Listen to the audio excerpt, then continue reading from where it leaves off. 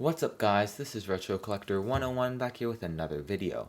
In this video, I'll be comparing the three big consoles of the 90s era, or at least late 90s era. So in this video, I'll be comparing the SEGA Saturn to the N64 and the Sony PlayStation. Throughout this video, I'll be going through a three-step criteria. The first step will basically be comparing the controllers. The second criteria will be comparing the games. And the third will be the most important, which is which one should you buy in 2021. So without further ado, why don't we jump straight into the video. So first, why don't we take a look at the SEGA Saturn controller. They actually had two major variations. The one that is with the two triggers, the 6 buttons, and the D-pad, and the one where they later added the joystick. So starting with the first one, I basically said it before, it was basically just a bit of a revision compared to the Sega Genesis controller. They just mainly added the two triggers. I find it to be a basic controller, especially from that era. Not much to be said. I think that 6 buttons for the right thumb I think is a bit too much. I wish that they actually added the joystick early on, but it's really not the end of the world. The plastic though kind of degrades the value of the controller, making it feel a bit cheap. Now moving on to the one with the joystick, Sega actually decided to add the one with the joystick because they noticed that other companies like Nintendo and Sony were starting to add joysticks. So they thought that it was important, so they added a controller with a joystick that came with Nights into Dreams. This controller is pretty good. Like, there's not much to be said with it. It's a bit clunky, honestly. The joystick is decent. I think they could have done a better job, but at the time joysticks were new. I really think that the plastic kind of makes it hard to retain that grip, so I really wish that they stuck with the rubber that Sony actually used. So overall, I think I'm going to be nice here and actually give Sega a 7 out of 10. Now, why don't we talk about Nintendo? Really, I don't think there's much to be said here. It's really, you like it or you hate it. And for me, I hate it. Like, I don't even know how they could have done worse. Like, do you think that we have 3 hands or something? I don't get the prong. For the buttons, it has arrows on it and letters. Like, is it a D-pad or or are they buttons? Like, I just don't get it. And don't even get me started with the joystick, okay? It's worse than Sega's joystick. It's terrible, it's made out of cheap plastic, it gives you blisters, and it degrades real fast. So overall, I'm going to be generous here and give them a 4 out of 10. Now lastly, there is Sony. So I'm just going to be real with you guys. I think that they're the clear winners. I'm going to be just talking about the one with the 2 joysticks because no one really uses the one with none of them because it's not really compatible with most of the fun games. So I really think they hit it out of the ballpark, honestly. Like the 2 rubber triggers, rubber buttons, and rubber joysticks. I'm really messing up here. And the triggers are also great. There's a reason why the controller is still pretty much the same even to this day. So I think that they deserve a 9 out of 10 here.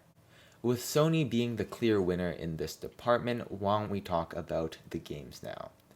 In third comes Sega. I really do think that the system has some good games. Like, it's not like it's missing out. It does have Virtua Fighter, which is a lot of fun, and it also has Panzer Dragoon, which is a great fun game, which is also kind of expensive, not gonna lie. So it's not like it's lacking games. So if you want to buy the Saturn, like, knock yourself out. It's not a bad system. It's just that compared to the other two, it really did not maximize the capabilities. If you did not know, it actually included 2 32-bit CPUs, which made the console a bit more powerful, but at the same time made it a bit harder for people to code games for the system. So the majority of the games for the Sega console were either rushed to production or did not maximize the capabilities of what they could have done. Now comes the real battle between the two big consoles, which were the N64 and the PS1. This is really when bias starts to come into play here. And I am really a big Nintendo fanboy, especially when it comes to the N64. And as I'm sure the majority of you guys, or at least a lot of you guys, are. So I'm going to have to say that Nintendo wins this one. Nintendo just has a lot of great franchises. They have Pokemon, Zelda, they had another great game like James Bond, and they also have another great franchise which is Star Wars, Final Fantasy VII, and like all those other great games on the PS1 just couldn't win me over. It was a close fight, but I think that Nintendo just really wins this race here. It's really biased though, like I'm just biased towards Nintendo. So if you guys like Sony more, it's totally up to you. I'm not fighting. It's just that if you say Sega has better games, that's where I'm gonna fight with you guys. Now, that's why I just gotta say I'm a fan of Nintendo's games a bit more. Now, lastly, are which consoles you should, or singular console you should buy in 2021. So, look, Sega Saturn, okay, it's a decent console. It's really not that bad. But I don't think it will qualify to go against the N64 and the PS1, which is why I'm just going to exclude that from the podium. Now, comparing the N64 with the PS1, though, I'm going to have to root with the N64. It's really controller or games. And for me, I think the games really weigh it more. I just love all the Star Wars games, the racing games, all the fun Pokemon games on the N64. And I'm not saying that the PS1 is a bad console at all. So I'm just going to say if you're trying to figure out which one of the three you're trying to buy the N64.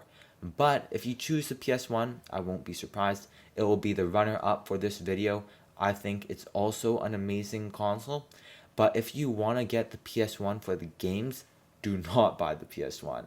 I know that may sound weird, but get the PS3. So if you didn't know, all of the PS3s, even the super cheap slim ones, can play PS1 games. So saving your money by getting the PS3 will open you to a whole new library of PS3 games and PS1 games, possibly PS2 games, depending on which console you get. So anyways, guys, that's pretty much going to be it for this video. If you liked the video, please hit the thumbs up. And if you want to see more content like this, then hit the subscribe button. Anyways, guys, thank you for watching and have a good one. Bye.